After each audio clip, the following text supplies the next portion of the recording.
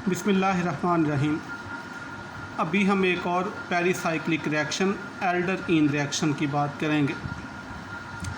इससे पीछे भी हम एक पेरिसाइक्लिक रिएक्शन डाइसल्डर रिएक्शन की बात कर चुके हैं और पेरिसाइक्लिक रिएक्शंस में हमने ये देखा कि इस तरह के रिएक्शन कंसर्टेड मैकेनिज़्म के थ्रू प्रोसीड करते हैं और कोई भी इंटरमीडिएट इस तरह के रिएक्शंस में फॉर्म नहीं होता। डाइसल्डर रिएक्शन में हमने देखा था कि दो कंपोनेंट्स इन्वॉल्व होते हैं। एक कंपोनेंट जो है उसको हम डाइईन कहते हैं और दूसरा कंपोनेंट डाइइनोफाइल कहलाता है और दो कार्बन कार्बन सिग्मा बॉन्ड नए जो हैं वो during the course of reaction form होते हैं। मसलन आपको यहाँ पे यही वाली बात नज़र आ रही है कि ये एक डाइईन और ये डाइइनोफाइल, ये आपस में रिएक्ट कर रहे हैं तो ये प्रोडक्ट बन रही है। ये डाइसल्डर रिएक्शन है। इसमें आप देख सकते हैं कि दो कार्बन कार्बन पाई बॉन्ड के एक्सपेंस पे दो नए carbon carbon sigma bond form हो रहे हैं और रिएक्शन जो है ये साइक्लिक है। इसके बरक्स अगर हम एल्डरइन रिएक्शन की बात करें, अगरचे ये भी पेरिसाइक्लिक रिएक्शन है लेकिन इसमें सिर्फ एक अल्कीन जो है वो रिक्वायर्ड होती है। यानी इसमें आप देखें कि डाइईन की बजाय जो एक कंपोनेंट है इस रिएक्शन के अंदर वो ईन है, यानी इसमें सिर्फ एक कार्बन कार्बन एक पाई बॉन्ड जो है वो मौजूद है, यानी ये बेसिकली एक अल्कीन है। और दूसरा कंपोनेंट उसी तरह से है जिस तरह से डाइसल्डर रिएक्शन के अंदर डाइइनोफाइल होता है, लेकिन इस जगह पे हम इस कंपोनेंट को इनोफाइल कहते हैं। यानी बुनियादी तौर पे हम ये बात कर रहे हैं कि जो एल्डरइन रिएक्शन है इसके भी दो कंपोनेंट्स होते हैं, लेकिन उनमें से एक कंपोनेंट जो है उसको अब हम इन कह रहे हैं और दूसरा कंपोनेंट जो है उसको इनोफाइल कह रहे हैं। और एक और बुनियादी फ़र्क जो है वो डाइसल्डर रिएक्शन और एल्डरइन रिएक्शन के अंदर वो ये वाला है कि यहाँ पे एक नया कार्बन कार्बन सिग्मा बॉन्ड जो है वो फॉर्म होता है और एक कार्बन हाइड्रोजन नया बॉन्ड फॉर्म होता है। और थोड़ा अगर आप डीपली रिएक्शन को देखें तो बेसिकली ये हाइड्रोजन का 1,5 शिफ्ट है। इस बात पे आप गौर कर सकते हैं। तो ये वाला रिएक्शन जो है इसको भी कर्ट एल्डर ने जो है डिस्कवर किया था 1943 में। ये रिएक्शन आप देख सकते हैं, इसमें दो कंपोनेंट्स जो हैं वो इन्वॉल्व होते हैं। दोबारा से आप इसको देख लें, एक कंपोनेंट जो है उसको हम इन कह रहे हैं जबकि दूसरा कंपोनेंट जो है वो इनोफाइल है। कंसर्टेड मैकेनिज़्म है और एक नया कार्बन कार्बन बॉन्ड फॉर्म होता है और एक कार्बन हाइड्रोजन सिग्मा बॉन्ड जो है वो नया फॉर्म हो रहा है। और एक और बुनियादी फ़र्क इसमें और डाइसल्डर रिएक्शन के अंदर ये है कि इसमें प्रोडक्ट जो है वो साइक्लिक नहीं है। ये वाली बात आप यहाँ पे देख सकते हैं कि किस तरह से जो है वो एरो जो है वो निशानदही कर रहे हैं कि किस तरह से पाई बॉन्ड और सिग्मा बॉन्ड जो हैं वो रीअरेंज होते हैं और नए सिग्मा बॉन्ड जो हैं वो फॉर्म होते हैं। यानी एक कार्बन कार्बन बॉन्ड जो है वो फॉर्म होता है और एक नया कार्बन हाइड्रोजन बॉन्ड फॉर्म होता है। बेसिकली ये हाइड्रोजन 1,5 शिफ्ट होता है। तो हम ये बात कर रहे हैं कि जो एल्डरइन रिएक्शन है इसमें बेसिकली दो रिएक्टेंट्स इन्वॉल्व होते हैं। एक को हम इन कहते हैं और दूसरा रिएक्टेंट जो है उसको हम इनोफाइल कहते हैं। इन जो हो सकते हैं इस तरह के रिएक्शन के अंदर वो कोई अल्कीन हो सकता है, कोई अल्काइन हो सकता है, एलीन हो सकता है, एरीन हो सकता है या कार्बन हेट्रो एटम बॉन्ड हो सकता है। इसी तरह से जो इनोफाइल हो सकते हैं इस तरह के रिएक्शन के अंदर वो कार्बन कार्बन डबल बॉन्ड हो सकता है, कार्बन ऑक्सीजन डबल बॉन्ड हो सकता है। इसी तरह से ये कार्बन नाइट्रोजन डबल बॉन्ड हो सकता है, कार्बन सल्फ़र डबल बॉन्ड हो सकता है, ऑक्सीजन ऑक्सीजन डबल बॉन्ड हो सकता है या नाइट्रोजन नाइट्रोजन डबल बॉन्ड हो सकते हैं। यानी ये डिफरेंट इन्स या इनोफाइल्स हो सकते हैं जो इस तरह के रिएक्शन के अंदर टेक पार्ट कर सकते हैं। और जो डिफरेंसेस हैं बेसिकली डाइसल्डर रिएक्शन के अंदर और एल्डरइन रिएक्शन के अंदर उसकी भी हमने बात कर ली। और ये दोनों रिएक्शन जो हैं वो बुनियादी तौर पे पेरिसाइक्लिक रिएक्शंस हैं। तो अब थोड़ी सी हम बात कर लेते हैं मैकेनिज़्म की। तो पीछे भी हमने यही बात की कि डाइसल्डर रिएक्शन जो है उसमें बेसिकली दो पाई बॉन्ड जो हैं उनके एक्सपेंस के ऊपर दो कार्बन कार्बन सिग्मा बॉन्ड जो है वो नए फॉर्म होते हैं, जबकि यहाँ पे इस रिएक्शन के अंदर बेसिकली एक सिग्मा बॉन्ड कार्बन हाइड्रोजन जो है वो ख़त्म होता है और एक नया कार्बन हाइड्रोजन बॉन्ड जो है वो फॉर्म होता है। बेसिकली ये शिफ्ट है हाइड्रोजन का 1,5 शिफ्ट, यानी कार्बन नंबर 1 से कार्बन नंबर 5 पे हाइड्रोजन जो है वो शिफ्ट होता है और एक कार्बन कार्बन बॉन्ड जो है वो फॉर्म होता है एल्डरइन रिएक्शन के अंदर। जबकि डाइसल्डर रिएक्शन के अंदर दो कार्बन कार्बन सिग्मा बॉन्ड जो हैं वो फॉर्म होते हैं। और अगर हम फ्रंटियर ऑर्बिटल्स के हिसाब से बात करें तो उसमें भी हम मैकेनिज़्म जो है उसको डिस्कस कर सकते हैं। ये वाली मैकेनिज़्म जो है ये आपको शो करवा रही है कि किस तरह से डाइसल्डर रिएक्शन जो है वो होता है। ये आप देखें ऊपर वाले ऑर्बिटल्स जो हैं वो बेसिकली जो डाइईन है उसके हाईएस्ट ऑक्यूपाइड मॉलिक्यूलर ऑर्बिटल्स हैं, और नीचे वाले ऑर्बिटल्स जो हैं ये अल्कीन के, जिसको हम डाइनोफाइल कहते हैं, उसका लोएस्ट अनऑक्यूपाइड मॉलिक्यूलर ऑर्बिटल है।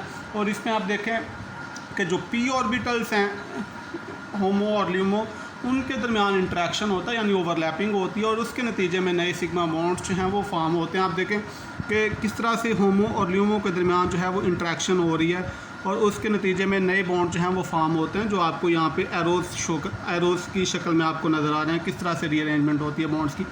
इसके बरक्स जो इन रिएक्शन है, उसके अंदर जो हाईएस्ट ऑक्यूपाइड मॉलिक्यूलर ऑर्बिटल हैं इन के, उसमें एक तो पी ऑर्बिटल इन्वॉल्व होता है, बिल्कुल उसी तरह से जिस तरह से डाइज़ाइलर रिएक्शन के अंदर है, लेकिन एक ऑर्बिटल जो है ये कार्बन हाइड्रोजन सिग्मा बॉन्ड वाला जो ऑर्बिटल है वो वाला है। यानी इंट्रैक्शन आप इसमें देखें कि एक बॉन्ड जो नया फार्म होगा, जो carbon carbon bond basically form होता है, वो दो पी ऑर्बिटल की ओवरलैपिंग से फार्म होता है। ये वाली बात आपको यहाँ पे नज़र आ रही है, किस तरह से दो पी ऑर्बिटल जो हैं वो ओवरलैप करते हैं, और उसके नतीजे में एक नया carbon carbon sigma bond form होता है। लेकिन जो कार्बन हाइड्रोजन बॉन्ड फार्म होता है, बेसिकली उसका इंट्रैक्शन जो है वो डिफरेंट है पीछे वाले से। यानी उसका इंट्रैक्शन कुछ इस तरह से होगा कि वो कार्बन हाइड्रोजन वाला जो बॉन्ड है सिग्मा बॉन्ड, उसका इंट्रैक्शन होगा ल्यूमो के पी ऑर्बिटल के साथ, जिसके नतीजे में नया एक कार्बन हाइड्रोजन बॉन्ड फार्म होगा। यानी पुराना कार्बन हाइड्रोजन बॉन्ड जो है वो ब्रेक होगा और नया कार्बन हाइड्रोजन बॉन्ड फार्म होगा। तो ये बुनियादी तौर पे डिफरेंस है मैकेनिज़्म का डाइज़ाइलर रिएक्शन का और एल्डरीन रिएक्शन का। यहाँ पे एक बात मैं आपको बताता जाऊँ कि ये जो एल्डरीन रिएक्शन है इसको ईंद रिएक्शन भी कहा जाता है। तो अब हम कुछ एग्जांपल्स की इसकी बात कर लेते हैं। ये इस स्लाइड के अंदर जो एग्जांपल आपको नज़र आ रही है, ये बेसिकली एक एल्डरीन रिएक्शन है बीटा पाइनिन के साथ, और जो दूसरा कंपोनेंट है इस रिएक्शन के अंदर वो एक्राइलेट है। ये वाली बात आप देख सकते हैं यहाँ पे कि जो ईन है इस रिएक्शन के अंदर वो बेसिकली बीटा पाइनिन है, और जो इनोफाइल है वो बेसिकली यहाँ पे एक्राइलेट है। और किस तरह से नया जो है वो प्रोडक्ट फार्म होती है, ये वाली बात आप यहाँ पे देख सकते हैं। और एरो की जो डायरेक्शंस हैं वो आपको बता रही हैं कि किस तरह से नया कार्बन कार्बन बॉन्ड फार्म होता है और किस तरह से हाइड्रोजन शिफ्ट होता है 1,5। यानी आप देखें कि ये बीटा पाइनिन है और किस तरह से ये एक्राइलेट के साथ जो है वो रिएक्ट कर रहा है और किस तरह से जो है वो फाइनल प्रोडक्ट बन रही है। बेसिकली आप यहाँ पे ये वाली बात जो है वो ज़हन में रख सकते हैं कि जो कार्बोनिल है कंपाउंड जो होता है, कार्बोनिल कंपाउंड होता है, उसमें कार्बन जो है वो बेसिकली इलेक्ट्रोफिलिक कार्बन होता है। और यहाँ पे आप देख सकते हैं कि किस तरह से पाई बॉन्ड जो है वो शिफ्ट हो रहे हैं और नए बॉन्ड सिग्मा बॉन्ड जो हैं वो फॉर्म हो रहे हैं और नई प्रोडक्ट जो है वो बन रही है। इससे जो आगे एग्जांपल आपको नज़र आ रही है उसमें हम थोड़ी ये वाली बात करेंगे कि लुईस एसिड जो है वो किस तरह से कैटालिटिक रोल प्ले करते हैं इस तरह के रिएक्शंस में, यानी एल्डरीन रिएक्शन के अंदर। तो नीचे वाली एग्जांपल जो है इस पर आप गौर करें, ये बेसिकली इंट्रामोलिकुलर एल्डरीन रिएक्शन है, यानी इसके अंदर जो ईन है और इनोफाइल वो बेसिकली एक ही कंपाउंड के अंदर मौजूद हैं। सो इस तरह के रिएक्शंस जो होते हैं इनको हम इंट्रामोलिकुलर एल्डरीन रिएक्शन कहेंगे। और आप यहाँ पे ये वाली बात देखें कि जो ईन है उसमें चूँकि आपको कार्बोनिल जो फंक्शनल ग्रुप है वो नज़र आ रहा है।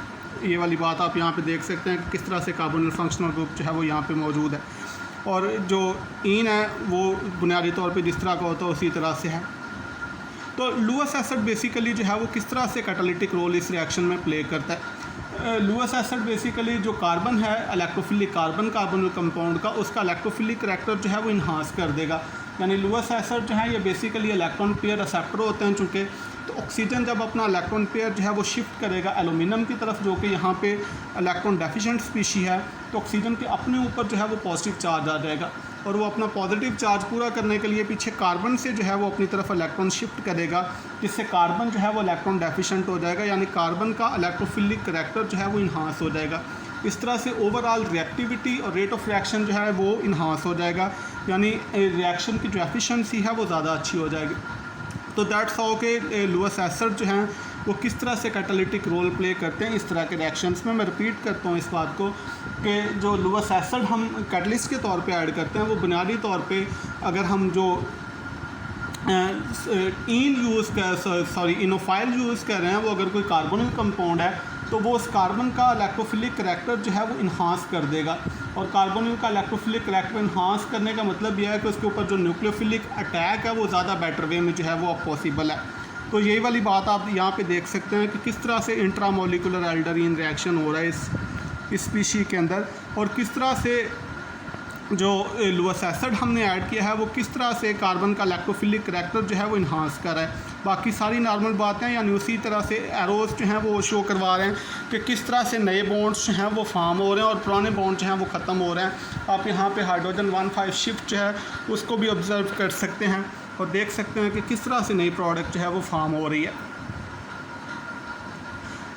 तो यहाँ पे एक और थोड़ी सी हम ये बात कर लेते हैं कि वो रिएक्शंस जिनके अंदर ईन्स जो हैं वो जो इनोफाइल है वो बुनियादी तौर पे कोई कार्बोनिल कंपाउंड हो, तो इस तरह के रिएक्शंस को फिर हम कार्बोनिल ईन रिएक्शंस भी कह देते हैं। मैं रिपीट कर देता हूँ इस बात को कि ऐसे एल्डरीन रिएक्शंस जिनके अंदर इनोफाइल्स जो हैं वो कोई कार्बोनिल कंपाउंड हो, इन रिएक्शंस को हम फिर कार्बोनिल ईन रिएक्शंस भी कह देते हैं। और यही वाली बात जो है वो आप देख सकते हैं यहाँ पे कि ये ईन है और ये इनोफाइल है। और इनोफाइल जो है वो आप देखें कि ये एक कार्बोनिल कंपाउंड है, यानी यहाँ पे कार्बन ऑक्सीजन डबल बॉन्ड जो है वो मौजूद है। और पीछे हमने जो इनोफाइल की डिफरेंट एग्जांपल देखी थी कि ये कंपाउंड जो हैं वो इनोफाइल का रोल प्ले कर सकते हैं, उनमें कार्बोनिल कंपाउंड भी मौजूद थे। तो आप देखें कि किस तरह से एक अल्कीन और एक कार्बोनिल कंपाउंड जो हैं वो आपस में पेरिसाइक्लिक रिएक्शन उनके दरमियान हो रहा है और किस तरह से जो है वो नई प्रोडक्ट फॉर्म हो रही है, जिसमें एक डिफरेंट जगह पे कार्बन कार्बन डबल बॉन्ड आपको नज़र आ रहा है, एक कार्बन कार्बन सिग्मा बॉन्ड जो है वो फॉर्म हुआ है और हाइड्रोजन 1,5 जो है वो शिफ्टिंग हो रही है और किस तरह से जो है वो प्रोडक्ट बनी है, ये वाली बात आप देख सकते हैं। इससे नीचे अब इसकी एक रियल एग्जांपल है जिसमें एक कार्बोनिल कंपाउंड और अल्कीन के दरमियान जो है वो एल्डरीन रिएक्शन हो रहा है। और यहाँ पे आप ये वाली बात भी देख सकते हैं इस रिएक्शन के अंदर कि हमने एक लुईस एसिड जो है वो यूज़ किया हुआ है और लुईस एसिड किस तरह से रिएक्टिविटी को बढ़ा देता है ये इससे पीछे हम बात कर चुके हैं। यानी ये एग्जांपल जो आप देख रहे हैं इसमें आप देखें कि कार्बोनिल कंपाउंड और अल्कीन, यानी अल्कीन जो है वो बेसिकली यहाँ पे ईन है और कार्बोनिल कंपाउंड जो है वो इनोफाइल का रोल प्ले कर रही है। और आप यहाँ पे एक लुईस एसिड भी देख सकते हैं जो कि कैटालिटिक रोल जो है वो यहाँ पे प्ले करेगा। और लुईस एसिड जो है वो किस तरह से कैटालिटिक रोल प्ले करता है, यानी बेसिकली ये कार्बोनिल कंपाउंड का जो इलेक्ट्रोफिलिक करैक्टर है उसको इन्हांस कर देगा और उसके ऊपर न्यूक्लियोफिलिक अटैक को ज़्यादा फिजिबल कर देगा। और आप देख सकते हैं कि किस तरह से यहाँ पे हाइड्रोजन शिफ्ट हो रहा है और किस तरह से नई प्रोडक्ट जो है वो फॉर्म हो रही है। तो ये भी एक एग्जांपल है एल्डरीन रिएक्शन की। और बेसिकली इस एल्डरीन रिएक्शन के अंदर जो इनोफाइल है वो एक कार्बोनिल कंपाउंड है, सो ये कार्बोनिल ईन रिएक्शन भी इसको हम कह सकते हैं। अब अगर हम एक कमर्शियल इंपॉर्टेंस की बात करें एल्डरीन रिएक्शन की, तो इसकी एक कमर्शियल इंपॉर्टेंस जो है उसकी अभी हम बात करते हैं। मेंथोल आपने नाम सुना होगा, बहुत जगहों पे जो है वो यूज़ होता है। तो मेंथोल की जो टोटल सिंथेसिस होती है, टोटल सिंथेसिस के मतलब मैं आपको बता दूं कि जो नेचुरल प्रोडक्ट्स होती हैं एक तो वो नेचुरल सोर्सेज से हासिल हो रही होती हैं, लेकिन अगर हम उनको लैब में सिंथेसाइज करवाएं मुकम्मल तौर पे, यानी जितने भी स्टेप्स जो हैं वो इन्वॉल्व होते हैं वो सारे के सारे हम लैब के अंदर जो हैं वो कैरी आउट करें, यानी हम अपनी तरफ से स्टार्टिंग मटीरियल जो है वो डिसाइड करके वो प्रोडक्ट सिंथेटिकली जो है वो बनाएं, मतलब उसके अंदर कोई नेचुरल सोर्स जो है वो इन्वॉल्व ना हो। तो इस तरह की चीज़, इस तरह के रिएक्शंस को हम फिर कहते हैं कि ये टोटल सिंथेसिस है। तो मेंथोल की जो टोटल सिंथेसिस होती है जो लैब के अंदर कैरी आउट की जाती है, उसके अंदर जो डिफरेंट स्टेप्स इन्वॉल्व होते हैं उनमें से एक स्टेप जो है वो एल्डरीन रिएक्शन है, जो यहाँ पे आप देख सकते हैं। मैं रिपीट करता हूँ कि मैं क्या कह रहा हूँ कि मेंथोल की जो टोटल सिंथेसिस है वो मल्टी स्टेप सिंथेसिस होती है और उसके अंदर बहुत सारे स्टेप्स इन्वॉल्व होते हैं, लेकिन उनमें से एक स्टेप जो है वो एल्डरीन रिएक्शन है। सो ये इसकी एक कमर्शियल इंपॉर्टेंस भी है कि मेंथोल की टोटल सिंथेसिस के अंदर भी ये रिएक्शन आपको देखने को मिलता है।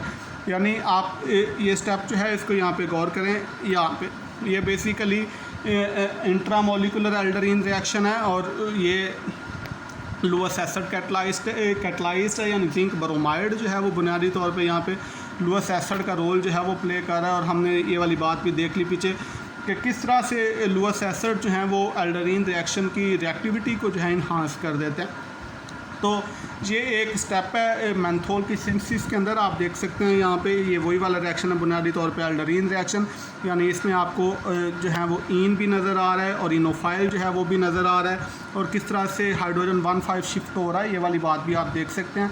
और ये वाली प्रोडक्ट जो है वो यहाँ पे फॉर्म हो जाएगी, यानी जो आर सिट्रोनिल है उससे आइसोपिलेगोल बन रहा है यहाँ पे, और फिर उसकी बाद में रिडक्शन हो रही है, कैटालिटिक रिडक्शन, जिसमें कार्बन कार्बन डबल बॉन्ड जो है वो कार्बन कार्बन सिंगल बॉन्ड में कन्वर्ट हो रहा है, और फाइनली आपके पास जो प्रोडक्ट है वो मेंथोल ऑब्टेन होगी। तो एक स्टेप जो है इसमें यही वाला है कि जिसमें एल्डरीन इंट्रामोलिकुलर एल्डरीन रिएक्शन है बुनियादी तौर पे, आप ये वाली बात यहाँ पे देख सकते हैं। तो ये इस रिएक्शन की जो है वो कमर्शियल इंपॉर्टेंस भी, इसके अलावा और भी बहुत सारी जगहों पे जो है वो ये रिएक्शन आपको देखने को मिलेगा।